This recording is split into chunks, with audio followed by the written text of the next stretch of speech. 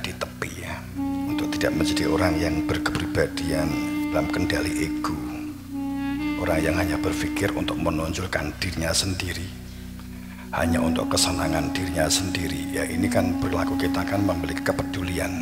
Bahkan saat bersandar, kalau kita berada di tepi, masih juga sempat-sempatnya dirinya itu harus ditampakkan. Kita nyandar tapi sebenarnya untuk menonjolkan dirinya sendiri.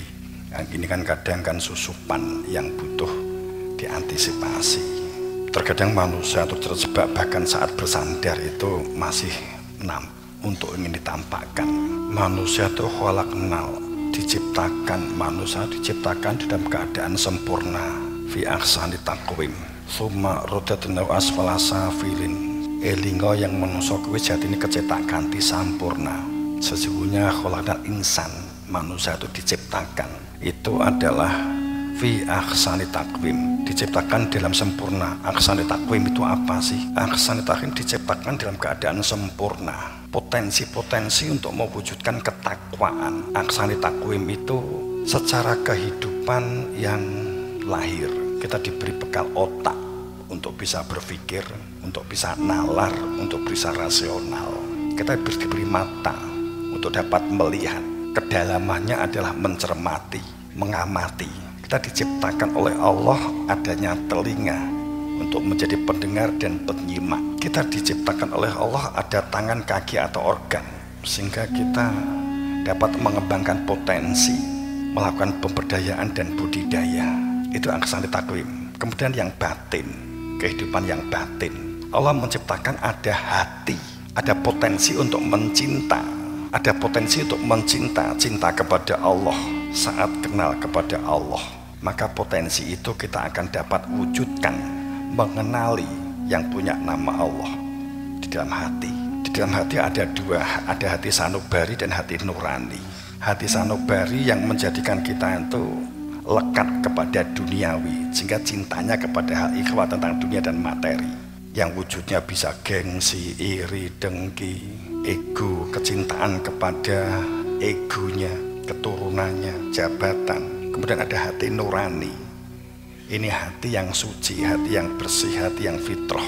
Hati nurani ini yang dijadikan orientasi otak kita untuk dapat berpikir, dan otak yang kita gunakan untuk berpikir, untuk melakukan tindakan, untuk melakukan mendengar dan menyimak dan tindakan, itu adalah digerakkan oleh hati.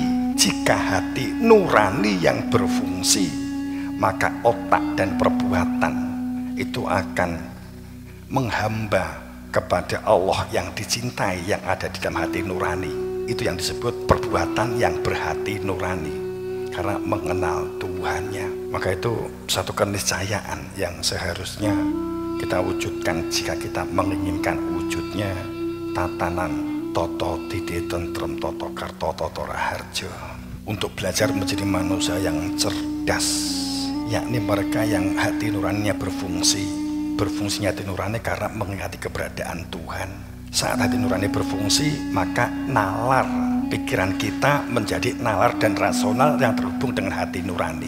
Jadi pada saat kita melakukan berpikir, perbuatan yang kita lakukan jika terhubung dengan hati nurani karena cinta kepada Allah, berproses kembali kepada Allah, maka tidak akan terhubung dengan nafsu, dengan kepentingan dirinya, dengan pencitraan, dengan mengagung-agungkan diri dan keluarganya. Tidak akan terhubung dengan hati sanubari. Perbuatannya perbuatan yang bernalar, berasional, dihubungkan dengan hati nurani. Kalau saya ngolok orang lain, ini kan jelas bukan perintah Allah.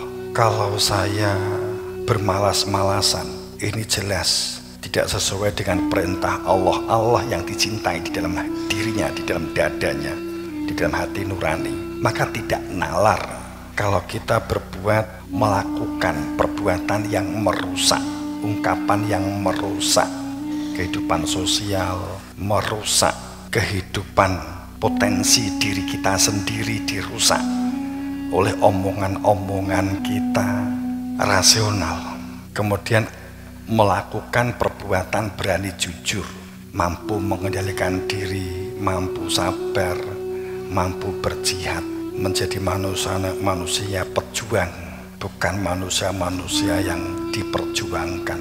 Tumekone itu ilmu itu kelawan lakon pitukon kan gitu.